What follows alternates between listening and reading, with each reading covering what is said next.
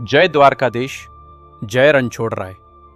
આજે આપણે જઈ રહ્યા છીએ દ્વારકાના પવિત્ર ઘાટ પર, જ્યાં ભગવાન શ્રીકૃષ્ણે તેમના જીવનકાળમાં ગોપીઓ અને યદુવંશ સાથે પોતાના પવિત્ર ક્ષણો વિતાવ્યા, અને જ્યાં આજે પણ 56 સીડીઓ ભક્તોને આકર્ષે છે.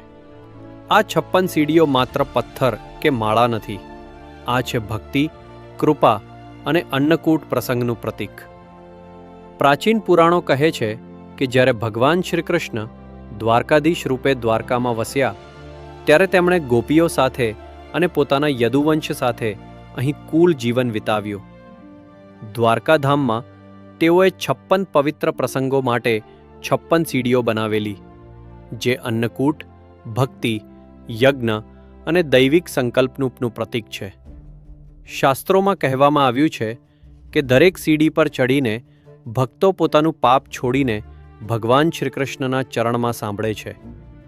બ્રહ્માંડ કથા મુજબ આ 56 સીડીઓ એ ભગવાનના દૈવી કૃત્ય અને વિશ્વમાં સમાનતા લાવનાર પ્રતિકરૂપ છે.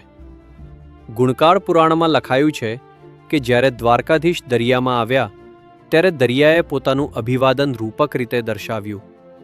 દરિયાની લહેરો સીડીઓની આસપાસથી પસાર થતાં ભગવાન શ્રીકૃષ્ણની ઉપાસના માટે પવિત્ર માહોલ બનાવતી. આ 56 સીડીઓ માત્ર ભૌતિક સ્તંભ નથી, પરંતુ શાંતિ, ભક્તિ અને નૈતિક શિક્ષણનો માર્ગ છે.